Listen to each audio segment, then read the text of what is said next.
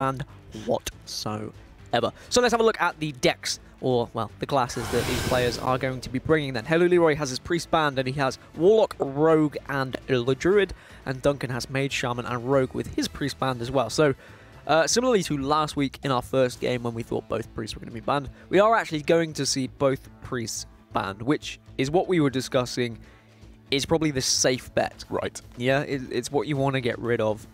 We do see a Warlock, though, from HelloLeeroy. That's another Warlock just creeping in. Yeah, I feel like it's kind of become one of those Hearthstone misconceptions that Warlock has a really good shot against Priest.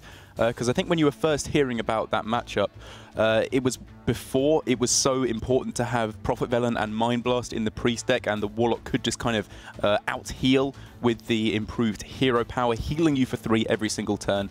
But now that the Priest has become such a control killer, I do really like just getting that out the way and giving you fairly decent matchups with all your other decks. It's looking like it's going to be fairly aggressive, though, from Duncan. So depending on what kind of Warlock we see from HelloLeeroy, this could be a pretty different matchup, depending on whether it's a very anti-aggro control Warlock or a more aggressive Zoo Warlock. Now, something I've always given HelloLeeroy credit for is reading an opponent on what they did in the previous week and trying to bring decks and predicting what they're going to be playing.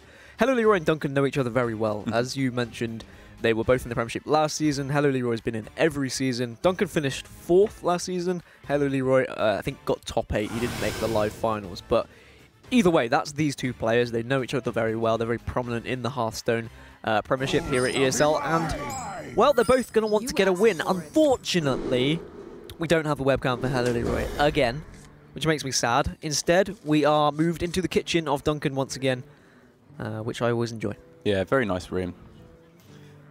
Is that a mannequin in the background? I think it might be.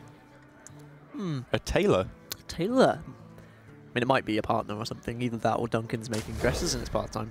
He is a talented man, so I wouldn't be surprised. Cool. Yeah, me neither. But again, we're seeing the mage deck that was brought last week, or at least a very similar version of the deck from Duncan, in that it is a kind of control-y mage. We've seen this already so far tonight, going up against what is clearly the kind of control demon handlock Warlock with Mountain Giant already in hand. And I know that in this matchup, traditionally, the Death Knights kind of change how this will go, but if we can see a decent amount of burst followed up or with Alexstrasza to get things going, I really like Duncan's shot here. I do like Eater of Secrets being available for HelloLeeroy, though. That changes things. It does change things ever so slightly, and a very interesting tech decision from the man himself.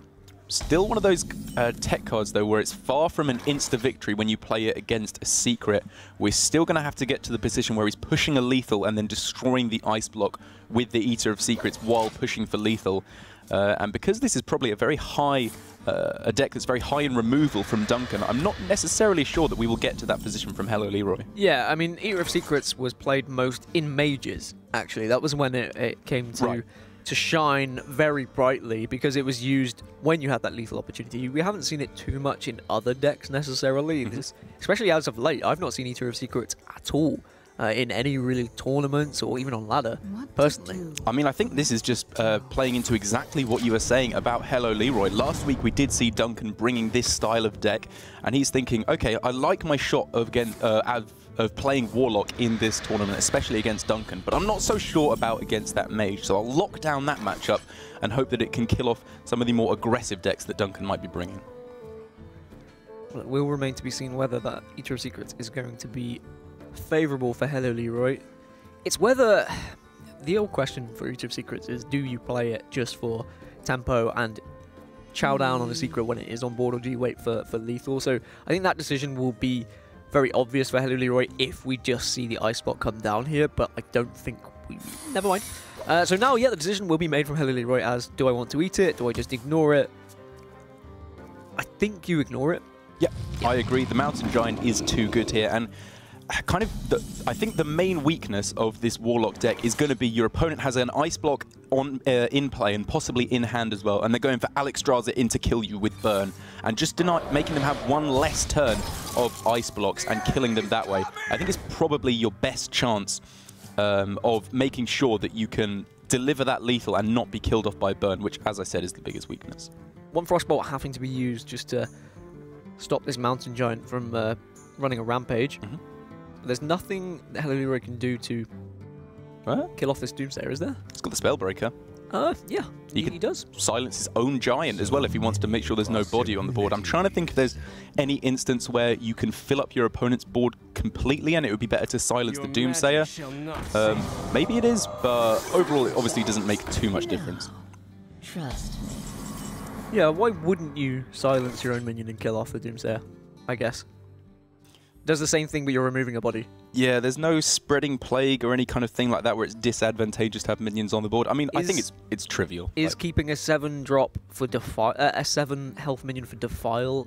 Oh, okay. Maybe it will come into play. Like that? Yep, after you've damaged it with Hellfire or something like that. That's a good spot. Yeah.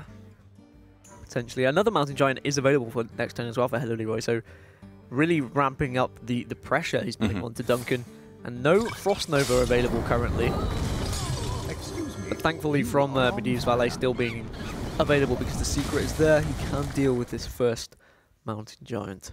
Doing a very good job of just keeping the board clear is Duncan, with his fairly limited resources to do so. He obviously had a fairly high amount of damage with the Frostbolt and the Medivh's Valet, but nothing like polymorphiable to really amp up that damage, which is what you want to be doing, to be killing off the Giants.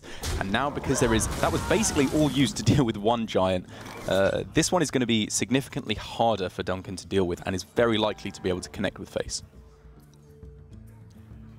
Now, HelloLeeroy hasn't been particularly confident coming into this tournament. We, of course, have a chat with all the players that's open so we can discuss with them like who's going to be playing when. And HelloLeeroy has been very open to, who am I losing to this week? And he's had that kind of attitude, which is a very different HelloLeeroy to what I remember from Seasons 1 and 2, where he would be the guy saying, who am I beating this week? He's gone from that cocky, arrogant kid who's very confident about his play to someone who really doesn't think he can make it nowadays, and he plays himself down. Surprising similarities to Theon Greyjoy becoming Reek, one might say. Without the torture. Yes. Less torture, considerably. Other things. Hopefully. Hopefully. Yes. We can only wish. Yes. You do look a little bit like Theon Greyjoy, actually, come to think of it, now looking at you. Young, strapping Greyjoy, or...? Yes. Okay, good. Rather than smelly... meek Reek. Yes. Yes, okay, I get the motions, yeah. The motion of the ocean. And meanwhile, whilst we say you look like a Game of Thrones character, bit more enforcer there off the top is actually really nice for HelloLeeroy. Allows him to push 8 damage to face. And that Doomsayer that was silenced is now just at 2 HP, so it does come into the Defile range if anything does go out of control for Duncan here. So there was, I definitely like the play of Abyssal Enforcer there from HelloLeeroy because of the fact that you've seen Frostbolt and 2 Medivh's Valet. So it's a good chance that your Giant survives here. Obviously there is the Doomsayer being played down here, but because it's so late in coming down, HelloLeeroy has managed to tap his way into a Siphon Soul, which will do a really nice job of allowing him to once again keep this board in play and keep pushing damage. But after this Flame Strike comes down, and then we can maybe find a way to deal with the Abyssal Enforcer, there's actually very little in terms of threats left for HelloLeeroy. Yeah, and Duncan now having the personal debate with his own mind of what do I ping here. He went for the instant ping onto the 6/6, but then he has changed his mind. I don't know whether that's because he was thinking, right, I have a Flame Strike next turn, is there any way I can combine that with anything else to kill it off? But I think this is the safer option. In case you don't use that Flame Strike, you can then ping off the Mountain Giant instead. As I imagine, Siphon Soul may be used here from HelloLeeroy just to get rid of this second Doomsayer. Yeah, because you have the 6/6, it's almost definitely worth it. It's kind of tough. This is a pretty good card in the matchup, the Siphon Soul, actually, I would say, because of Alex Strasda and Medivh. Which, if HelloLeeroy has been studying, he will know that both of those cards, I think, are in Duncan's deck. But, yeah, because of the 6/6, it's just too valuable to keep it alive, because that play on the last turn, it looked to HelloLeeroy, at least, like it was a pretty desperate play. You've seen a lot of damage coming through already, so maybe that was the last-ditch effort to kill off those 2 threats from HelloLeeroy. And this...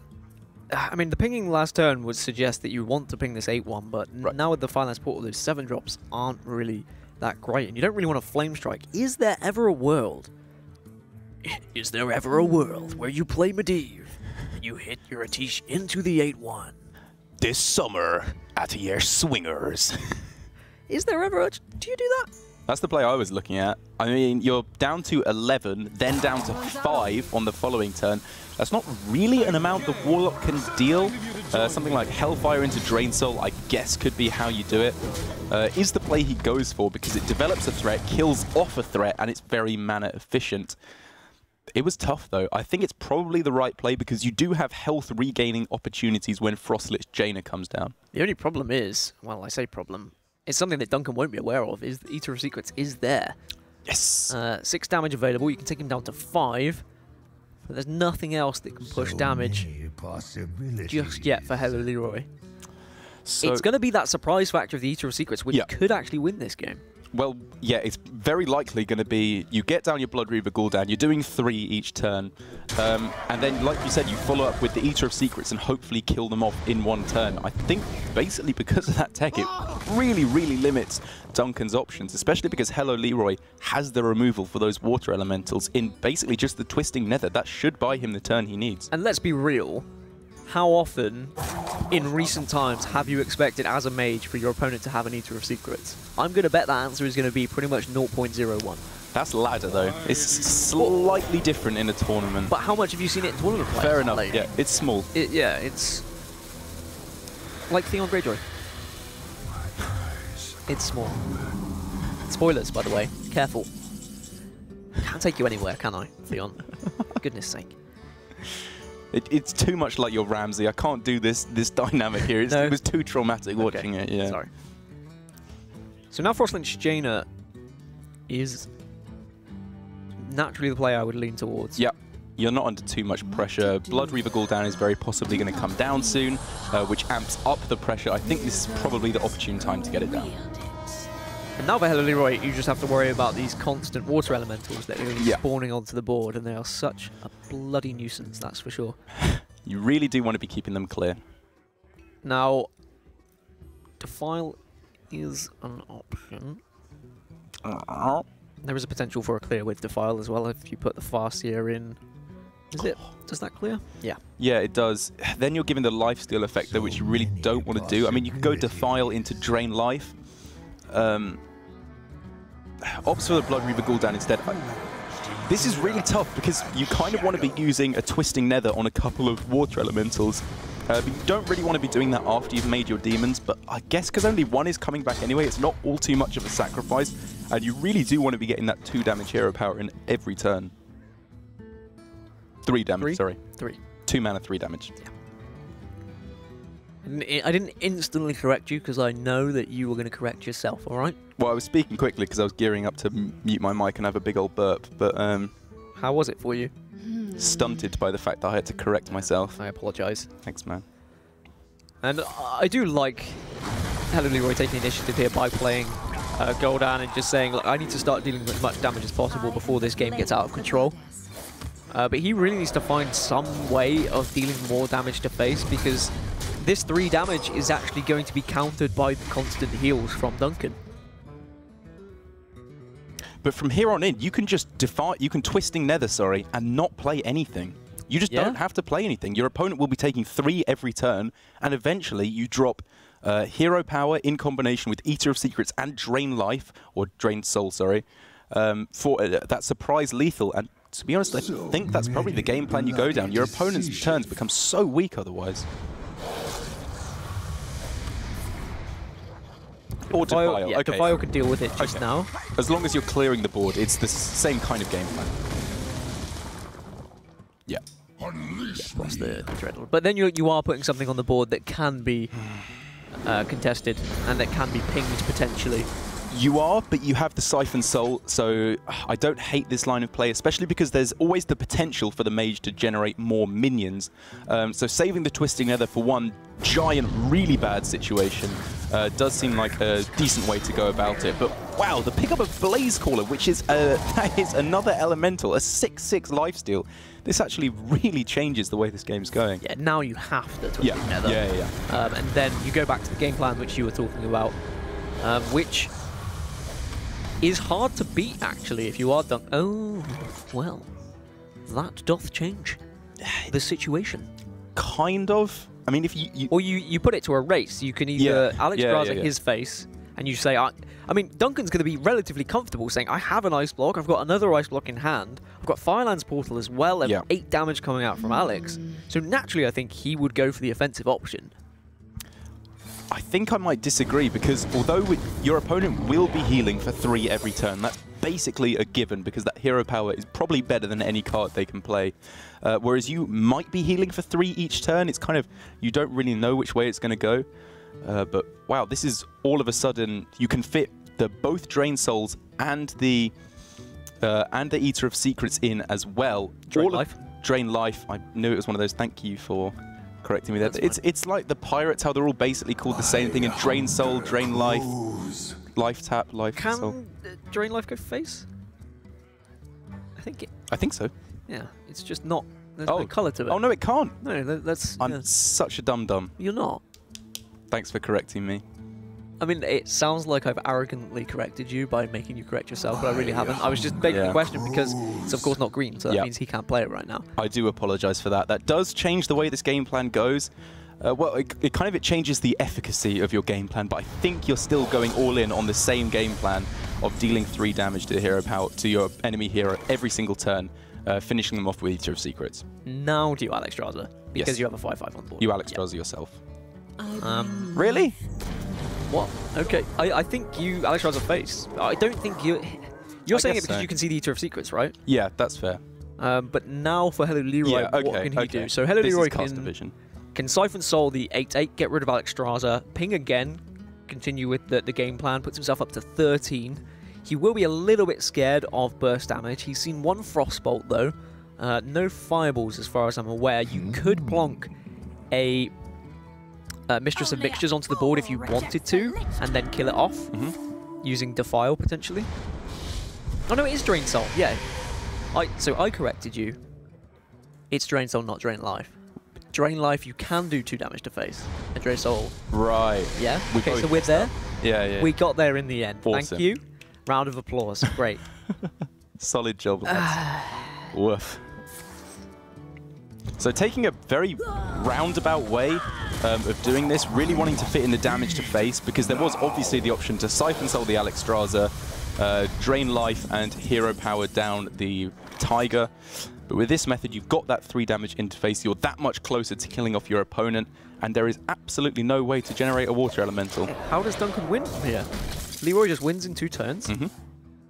For Duncan, he won't be thinking that happens, but now HelloLeeroy just pings, he waits, and because Duncan has already used that Alex Straza offensively, he can draw pretty much nothing that can actually save him as far as I'm aware here. Except, I mean, the thing is, although he did go for Alex Straza face there, and to the opponent's face, sorry, and it kind of felt like a misstep on my part because, you know, I can see that there is the Eater of Secrets. Maybe it would have been better anyway, because you can be fairly certain your opponent has some way of clearing the board. But then again, maybe you just have to pray that your opponent can't clear it, because if they can, you lose anyway. Well, the Eater of Secrets will chew up these pink glorified bubbles and will allow HelloLeeroy to go 1-0 up. And as we touched upon, we said HelloLeeroy likes to tech his decks according to what he's playing, and that's going to be very frustrating for Duncan as well to lose against that. But a really good decision from HelloLeeroy, and it's worked out fantastically for him.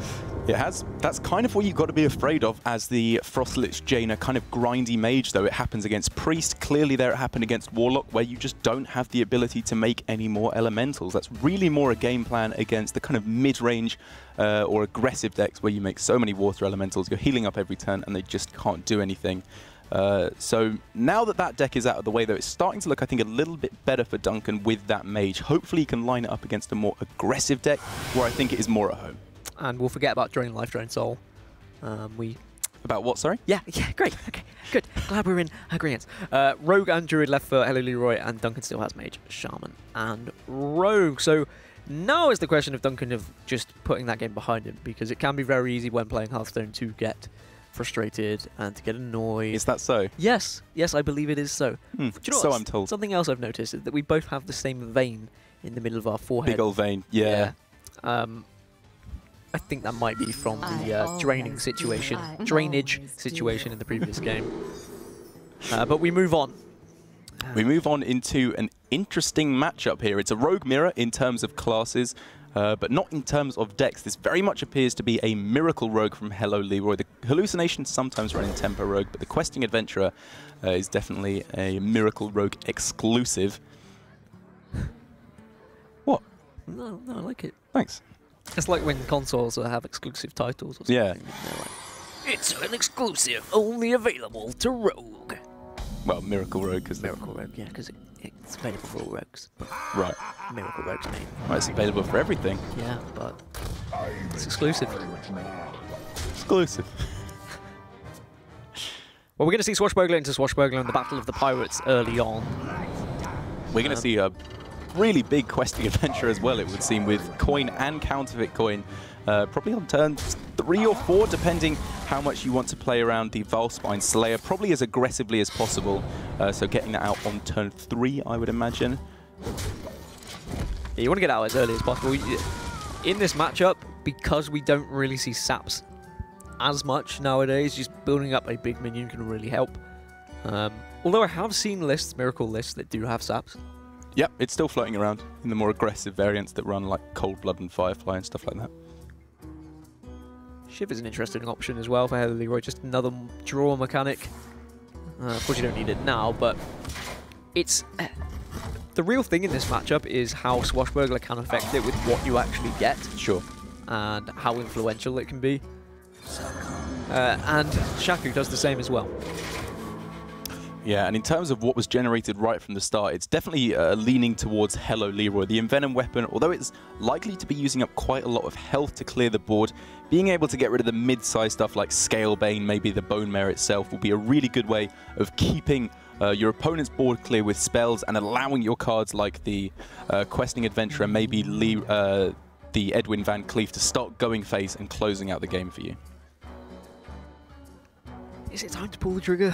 Questing Adventurer into coin, Shiv or Eviscerate? I don't know if I like it. So you want to do it when you feel comfortable that your opponent can remove it. The thing is, you are going in ahead of the Valspine Slayer, obviously. Some Tempo Rogues have been running counterfeit coin, but I think you can feel relatively safe against that. It's just the fact that bringing it up to a 5/5, I believe you could do, really isn't enough to protect it. It dies to the South Sea Deckhand and to the SI7 agent, both of which you're pretty scared of just coming down. Or backstab as well. Right, like, sure, yeah, a whole bunch of stuff. Yeah.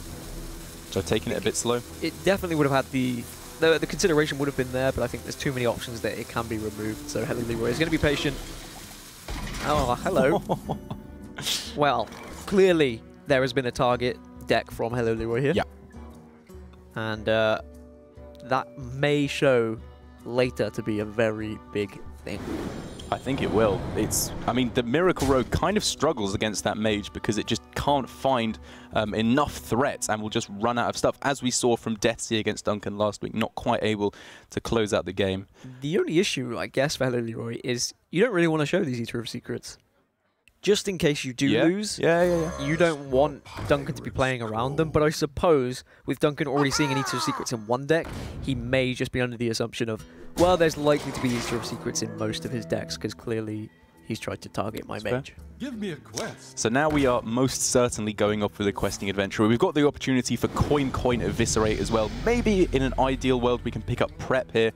Mimic Pod is pretty slow, but I guess kind of going for the game plan here of making a nice big guy, using up a lot of resources to do so, and then hoping my opponent just runs out of stuff by using all their stuff to attack into mine, and I can refill my hand with a whole bunch of gubbins. But that plan doesn't really look like it's working out at the moment. Yeah, just 3 damage needed for Duncan. He doesn't actually find it there, so he can't remove this Questing Adventurer, which is going to very quickly become a problem for him unless he gets anything from Shaku. That's deadly poison, but that's not going to help anymore. Wouldn't have helped anyway. More likely to help on the following turn when you can get stuff down, like, you know, whatever you want to do here. It's all development onto the board. I suppose Bone Baron, is a little bit too vulnerable to Valspine's Slayer, but because your opponent just went off with a really big questing turn, if they'd had any more zero mana cards, they probably would have played them out here in order that they would need to activate the Valspine Slayer. But clearly afraid of going too all-in on one particular minion here, spreading it a little bit wider. And it does mean that you can hopefully kill off your opponent's questing adventurer with the deadly poison, but we are still really looking for that Valspine Slayer as Duncan. Yeah, and the deadly poison in Blade Flurry may come into play as well, the being able to do that extra damage onto the board, which we don't see anymore, of course, since the nerf of Blade Flurry, which was, I think, a big shame for most Rogue players, but I think we can all agree it was the right time to do it, as now we see the Swashbuckler's effect coming into play and really starting to switch up this match. Allow HelloLeeroy to push a lot of damage to face. This is exactly what I was expecting. Killing off the Shaku there, I think I probably agree with, because on the following turns, you're going to be doing so much damage anyway with this questing adventurer. And just looking at your hand, you've got a lot of damage already in there. Being able to use your spells, as I said earlier on, to kill off the minions, allowing this questing adventurer to do all the heavy lifting in terms of actually killing your opponent. It's still looking good for HelloLeeroy until Duncan can find the Slayer. Well, how badly do you want to kill this? Because you could Deadly Poison, hit in, and then Blade Flurry, right? That's true. And that would kill off. You're taking 7. I think you may have to. I don't know whether it's overkill. You are basically all in on getting either, I suppose, Leeroy or Valspine Slayer to kill it off on the following turns, and you just go for this, pray your opponent has no way to repopulate the board. Looks to be like what he's going for. You do have the follow-up next turn of just a Scalebane, potentially. You can even play Bone Baron if you want to put something on the board. Hope that maybe Firefly survives. Of course it won't because of the poison. You won't be able to stick Bone Mare onto anything just yet, but it does mean turn 8 you do have Flame Elemental into Bone Mare if you need an immediate answer on turn 8. So now some nice defensive options coming in for HelloLeeroy. I was kind of thinking, because he's using this poison to remove all the minions from his opponent's board, he's going to be getting down to a fairly low health total. But that Valera the Hollow, with the 5 armor and the ability to hopefully generate more cards from his opponent so he can get some taunts in the way, maybe, although that's not really in the Rogue's arsenal. It might just buy him another turn so he can start pushing towards lethal for his opponent. The only minions he does have to play are these Eater of Secrets. Which, as you said, he probably wants to keep hidden. Probably don't want to show them realistically. It's whether you think you can win the game here. Yeah. If you can win the game, it doesn't matter if you show them, but... I mean, if you could lip read, I apologize, but I also laugh. As Duncan clearly is not impressed with these tech decisions from HelloLeeroy. As far as I'm aware, both these players are good friends as well, or at least are well... work acquaintances. Yes, they know each other. And I think HelloLeeroy probably has been to the bar that Duncan owns, the Meltdown Bar. They're probably pals, buddies. Wouldn't be surprised. So sometimes you can laugh at tech decisions and be like, what on earth are you doing? Doing that? Good sir. But for Duncan, he is quite that polite. He is not, he is not laughing and saying, what is your intention, good sir? He is saying, what the bloomin' heck is going on here? Yeah. What is this absolute shambles? And it will...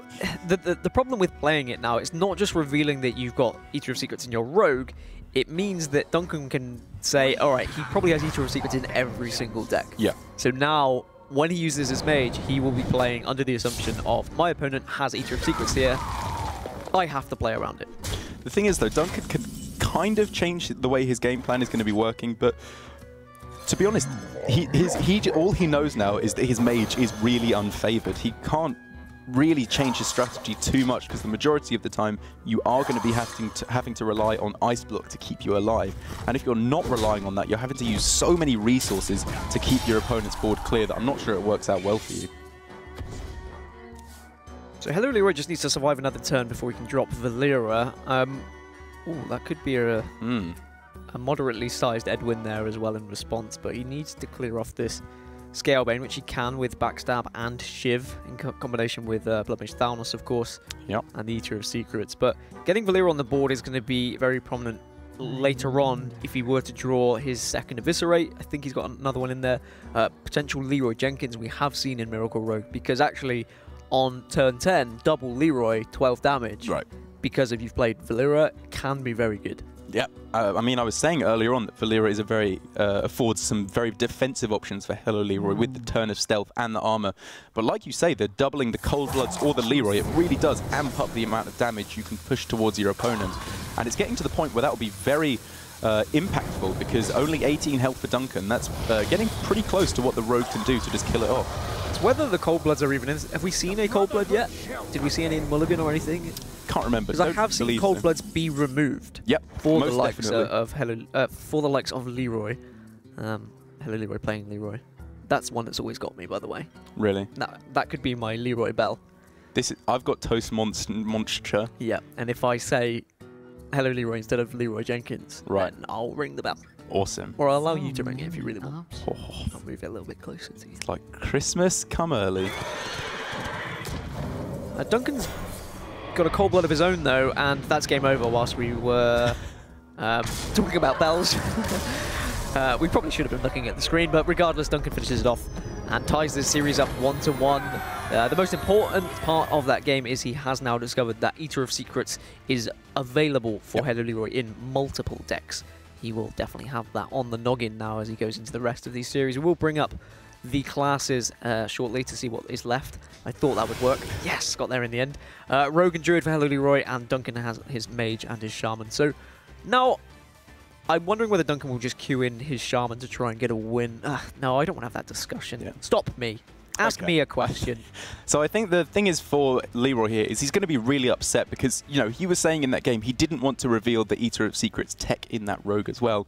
And he decided to do it anyway and say, I'm probably not going to win this game if I don't play it out. But because he lost as well, he both lost a game and information that his opponent gained. So, I mean, I was saying that Duncan can only adjust his game plan so much as the Mage, but it will definitely be influencing the way he's playing his deck, relying less on the secrets. But here we see a very interesting deck, a Control Shaman, which I have to be honest, I've not seen many iterations of at all recently. Well, the Control Shaman that I've seen as of late is played mainly to counter the Tempo Rogue. You've got Volcano 1, which just destroys any sort of Bitterside Hydra that's going to be on the board. Right. But just removal in general and answers that we have. But the Rogue's already gone for HelloLeeroy. The Rogue's already been seen from HelloLeeroy, and it's not a Tempo variant. This is... I have to imagine this is a terrible deck to play against the Jade Druid. Yes, I imagine so. I mean, even though this isn't the most amazing hand for HelloLeeroy, or at least it definitely wouldn't be against an aggressive deck, just because we've got Maya Keeper into Aya, into Behemoth, into Medivh, that's a really powerful curve against a deck which is going to be giving you all the time in the world to get to that point. Wow, Voodoo Hexa. It's the freeze shaman. Well, yes, it's a very defensive freeze option that's come in, a very defensive shaman that's come in from Duncan as well. The land serves yeah, going with the expected game plan. Like I said, got plenty of time to ramp up into that Aya. If it's working out to the point where there's a minion that can trade really nicely into the Aya, maybe we'll see the Jade Behemoth first. But I think just going with the most powerful options as quickly as possible is probably the way to take this, getting you into Medivh as quickly as you can, and turning that Spreading Plague, which is probably going to be fairly mediocre in this matchup, to giving you a random 6-drop as well as the Scarabs. And this is one of those games that, I mean, as you said when you saw the Control Shaman, I've not seen any Control Shaman as of late, and most of these players wouldn't have. Certainly in playtesting, and certainly in ladder experience, tournaments they might be playing in. It's a matchup that you won't really know what to do. You'd be thinking, what is my game plan here? You're kind of working as you go, rather than going into a match knowing exactly what your win conditions are. You need to be thinking on the fly a little bit. I mean, I think Duncan's got the right idea here in playing the beatdown, basically, trying to ramp up his Jades as quickly as he can. I think if it's in his deck, I obviously don't know the deck list, he's looking for Aya into Spirit Echoes. There's Aya to get things going. I think Duncan should know his game plan. I'm talking more so from HelloLeeroy's point of view of how do I play against this. I mean, luckily, he is playing the Jade Druid, which is, I don't want to say simple, but your game plan doesn't really change too much as a Jade Druid. Like, you win the game in a pretty similar fashion. You ramp up and you play green men. Yes, and that usually helps. If it's aggro, you play taunts and you clear. If it's control, you play things that are bigger than your opponent plays. I like it. Usually works out, yeah. But if it is a Jade race that we are going to be having, Duncan is currently winning with Aya being on the board. But HelloLeeroy does have that mana advantage. and he does have Ultimate Infestation to play. So naturally, he's going to try and empty his hand a little bit now, so that when he plays Ultimate Infestation, he won't be burning anything. But having Medivh down it is, of course, favourable, because you get a 10-mana minion. It's just too good here. You're looking to play so many big spells over the coming turns. Like, if you get a 6-drop, a 4-drop, and a 10-drop off of the Atiesh, you're in such a good spot. I suppose it does give the Shaman a use for their removal cards, like the Devolve and the Volcano that we see here, which, while Duncan is ahead, are completely useless. The Devolve, sorry, I should say, might be able to get some use against a Spreading Plague, but the Volcano, completely useless until you're behind on the board. But even then, the Ultimate Infestation will draw you back up to a whole bunch more threats. Even though we're seeing that Duncan is pretty far ahead on the Jade count, I still just like HelloLeeroy's chances here. Yeah, I wonder if Duncan is running Spirit Echo as well. Yep. In this deck. I mean, combining that with something like White Eyes will definitely help. Or just combine it with Jade cards in general in this Jade off, as it were. 3 steps and draw. But you're drawing a Jade. Not physically drawing. Right. Like, how would you draw a Jade? Someone asked me to draw a Jade on a piece of paper. I don't think I'd be able to draw it particularly well. Yeah. I'd probably just draw a picture of me crying. I think that would get the message across pretty well. There's a nerfed Hex for you, just in case you wanted to get rid of a Doomsayer. It is available. God, it's so weird seeing it at 4 mana, isn't it? That is actually genuinely the first time I've seen it played. Yeah. Since he got nerfed. I suppose, I mean, really, it's not that much of a difference. It's similar. Okay, it's not as bad as Spreading Plague going to 6, because Spreading Plague being 6 rather than 5 is a significant difference in aggro matchups, because on turn 5, it's disgusting. That'll be the Hex used in this instance, though, just to get rid of the White Eyes that was plopped onto the board of HelloLeeroy. It's kind of like the shift of Execute from 1 to 2 mana. Like, in the Tempo decks, it kind of made it a lot worse, but in the Control decks, it was pretty much the same. And there we see the Eater of Secrets again. In every single, well, all the 3 non-banned decks from HelloLeeroy, and I wouldn't be surprised to see it in the banned deck. Maybe as the Priest, you're so favoured anyway, you won't put it in, but I really wouldn't be surprised at this point. Is that the best 10-drop? I think that's probably the best 10-drop. Oh no, Tyrantus, even better. Okay. Is there a way, though, for Duncan next turn to use Volcano No clear option, off but this board? Double Volcano. And if HelloLeeroy knows what he's doing, he'll leave the 0-2 up just for a bit of extra umbrella effect against the Volcano, as it will not have enough damage to kill off everything here. Maybe if you're lucky, it will kill off the Deathwing. I don't know if you just have to go for it. You probably put Taunts in the way first and then follow up with a double Volcano, or hope that there's enough damage removed off the board for a Volcano on its own to remove. Yeah, I like that. I like Taunts and or Doomsayers just to soak up a little bit of damage, and then your following turn you are going to go all out with the Volcano. I don't like risking it here just in case the Deathwing does survive, and the odds of it doing so is very likely. And if you save for the double Volcano, you might catch some other Jades in the mix as well, which is really what you're going to be having to do in this matchup. And then moving into praying you just get more threats. Bye-bye Wild Growth. Doesn't really matter, though. Probably one of the cards that HelloLeeroy would have been more than happy burning. As now he has the game plan of how do I remove this Doomsayer in the most effective way, whilst also dealing damage to the face of my opponent. So, What to do? Well, does have plenty of removal. Yeah, we've got Wrath and Swipe we could go for. Obviously, the Voodoo Hexa freezes, so you don't really want to hit into that with the Deathwing, because you want that to be pounding away every single turn. And you also need to remember that there is a minion being summoned from the Atiesh here, so you want to start off with the highest mana spell you're going to play. A lot to think about. Starting with a Swipe is always good as well. Yep. I mean, you want to start with the highest cost spell, of course, because of Tish, and now you can follow up the rest. Never mind. Have you been thinking for that one for a while? Or? I think that's been made many, many times before. Yeah. Okay, sorry, I thought you were original and cool and hip and down with the kids, but clearly not. Clearly not. So that 12 damage unfortunately cannot go towards the face, and now, as we were stating, the double Volcano probably, likely, most Yeah, what have we got? 17, 20, 25, 26 damage here on, or health represented on board. So double volcano will clear. There's a chance that the first one will kill off the wolf so that the little spiders will be killed off as well. It does. Complete board clear here for Duncan. You are going to be overloaded for 4 on the following turn, but that still gives you options for things like White Eyes or double Hot Spring Guardian. I'm just surprised that his totem survived that. Showing great willpower. Yeah, great willpower. Just in case he needed that extra 1 damage for the following turn, it was there like, don't worry, bro, I got you. I got you here. Oh no! And then he died second turn. He sacrificed 1 for the team. Took 1 for the team, which is always good. But HelloLeeroy in response is just going to keep putting more on the board. Fandral and Nourish. Yeah, it's pretty filthy. There's a Feral Rage in there as well. Interesting. Kind of teching against aggro, I guess, but it's probably not going to be good here because if you're winning the game, it's probably not going to be through burst. It's probably going to be through massive overkill. Unfortunately, no way to answer the Fandral here, but are you really that worried? I guess with Malfurion being a card, potentially you are. Duncan has bigger concerns. He's probably wondering, is there an Eater of Secrets in this deck? He's probably thinking, he knows that. Oh, for God's sakes, when is this Eater of Secrets coming down? And the concede, Duncan actually is just having a think through his deck, saying, how do I win this game?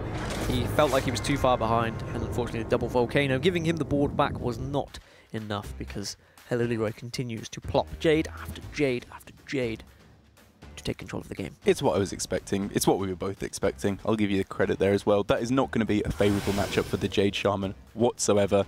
Even though we saw pulling ahead on the board in the early game, kind of taking the small percentage chance, I think it has to win that game where it was going very aggressive, making sure it played out as many Jades as it could. The Aya on 6 was pretty much the best top deck he could get, gave him a chance. But, you know, the removal options from the Druid, the ultimate infestation, it's just too much. So Duncan left with his Shaman and his Mage, HelloLeeroy just the Rogue. Now also, you are the only other person I know that just gesticulates with the hands. I do it so much. I like watched myself back on the pods last week. I do it a lot. I was told I am very handsy by my wife. Waiting for that one. She didn't actually say that. Okay, that's nice to know. Never said anything positive about me. Handsy's a good thing. Is it? Well, that's what it depends how you say it. Like, oh, you're too handsy. Get off. My wife's American. She doesn't sound anything like that. She's not northern. Get off, you cowboy. That's probably what she sounds like, isn't it? Yeah, I don't think she's ever called me a cowboy, but that's something I'm definitely going to recommend next time. As now we move into potentially the last game if HelloLeeroy does take this down. Duncan will know that whatever happens going into, if he gets to game 5, he is going to be unfavored because he knows there is an Eater of Secrets available for HelloLeeroy. Naturally, how would you feel going up against Miracle Rogue though as a mage? You'd feel relatively comfortable, I would have thought. Kind of both of these matchups I think are going to be relatively similar in that the onus is more on the Rogue here because you've got 2 main game plans I think you can go with. You could either try and play fairly aggressive, try and kill your opponent before they find all their removal options, like in this matchup, Devolve, Volcano, Hex, all that stuff, or in the Mage, Frost Nova, Doomsayer, Polymorph, Firelance Portal, stuff like that.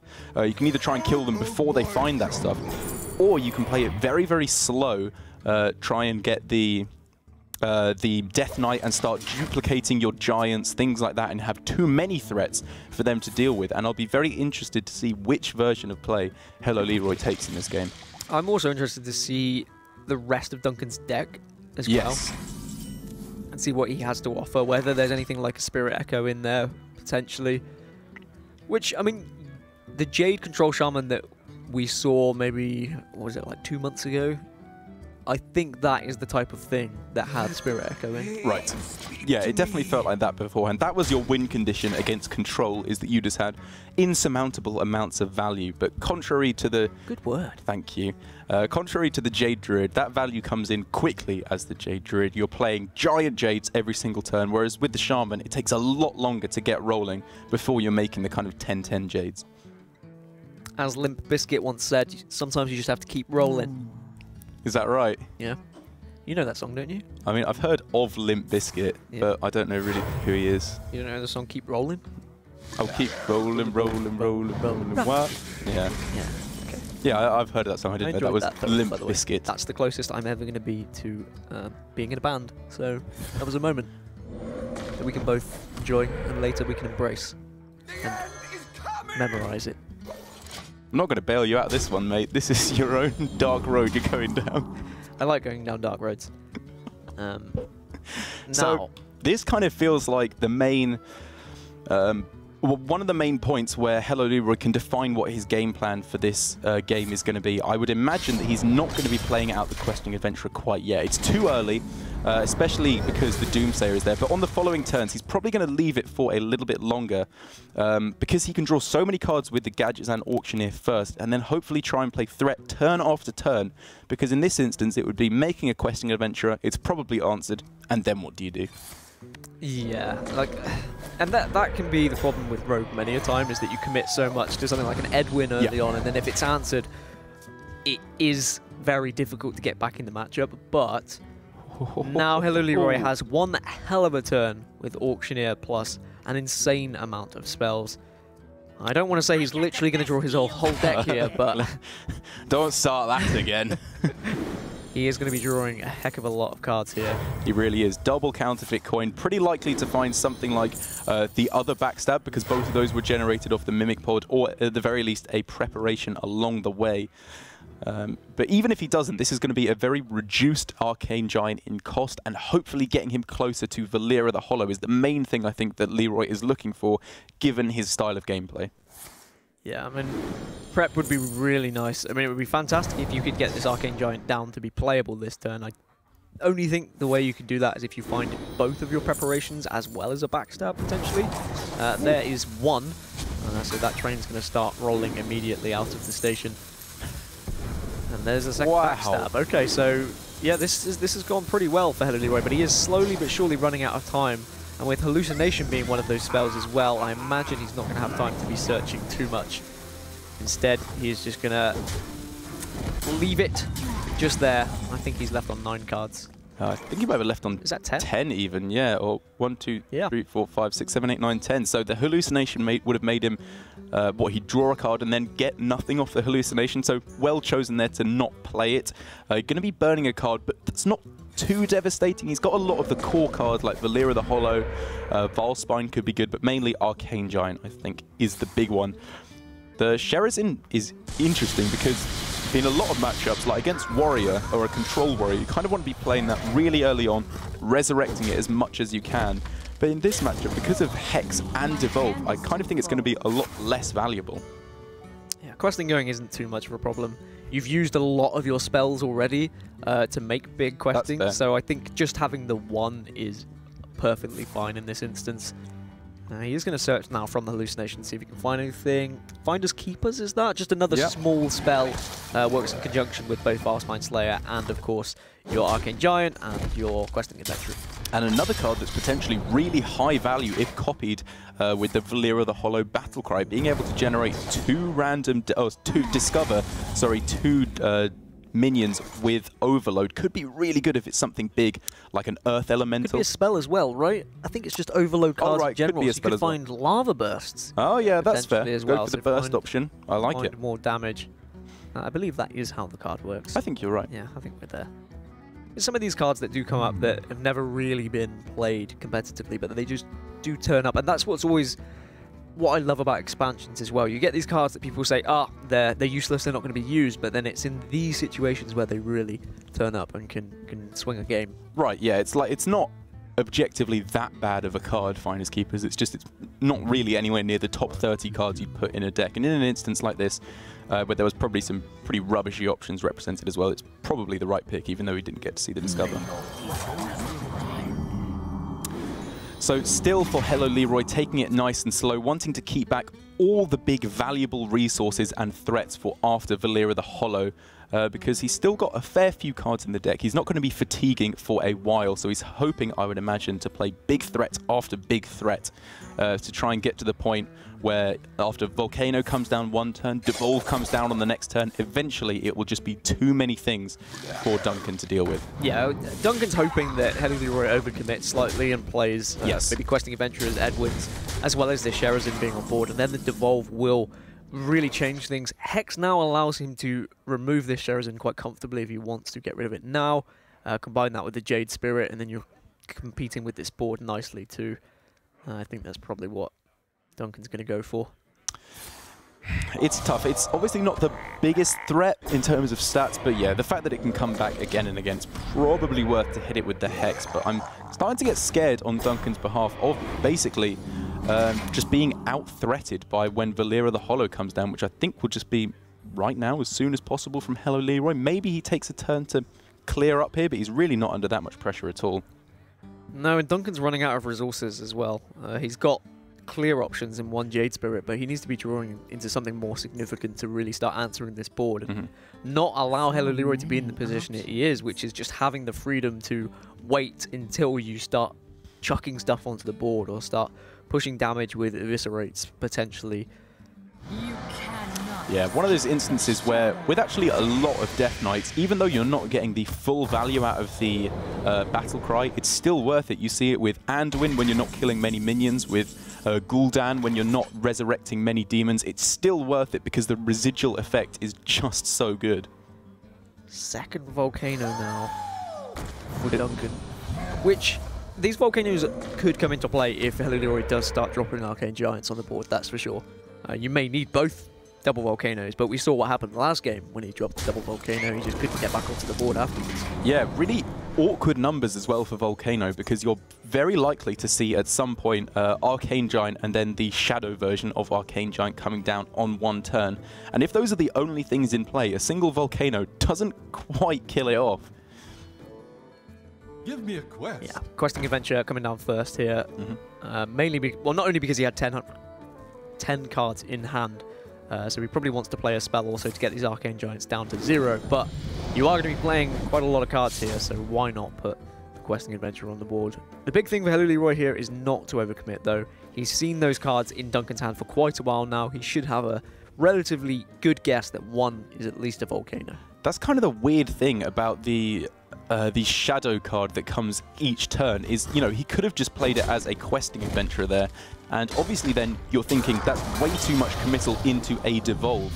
But maybe I would have liked it. If you're going for a much more wide game plan, I can definitely see that copying the Giant is probably more worth it, but he is really committing hard to the board here. Do you think this is the way to go, or should he have been a bit more conservative?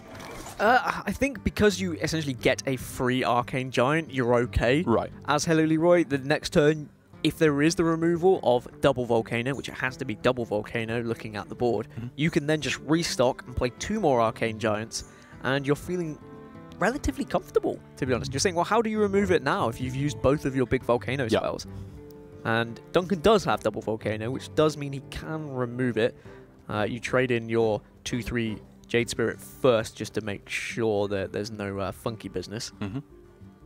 And then the board resets, and HelloLeeroy is like, okay, well, I just play some more 8/8s. You really want to be using the Devolve to answer a Questing Adventurer, though, because the Devolve is useless once a second 2 Arcane Giants come down. Will only be turning them into other kinds of Giants, thus being effectively useless. Of course, the Maelstrom Portal with spell damage here does effectively the same thing as Volcano. I think it did 2, 4, 6, 8, 10, 12, 14 damage anyway. Wow. So, still going to be a board here, I think.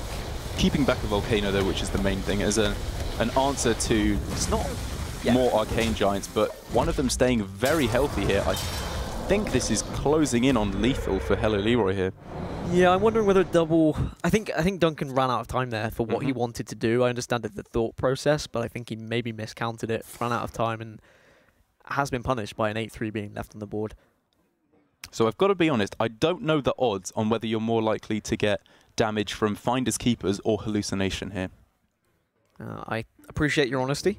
I know, however. Oh, please let us know. The odds are forever in your favour when you play Finders Keepers, because Lava Burst is a good card. Also, Lightning Bolt is available. Yeah. Hallucination does exactly the same thing, Darrock. Why do we even bring you here? Does it do exactly the same? No, it doesn't. Yeah. No. Okay. Definitely doesn't. Good. But it does find cards that can equally deal damage. I have no idea what the odds are. Right. I was lying. Thank you for being honest.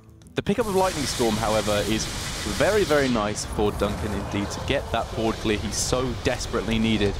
But again, this is the power of the Valeera Death Knight coming into play. We could see two White Eyes right here. We could see two Finders Keepers. Whatever line you want to take for the highest amount of value, you can go for it. But this is definitely the way to go. It's once again saying to your opponent, you have to answer this right now or you're dead.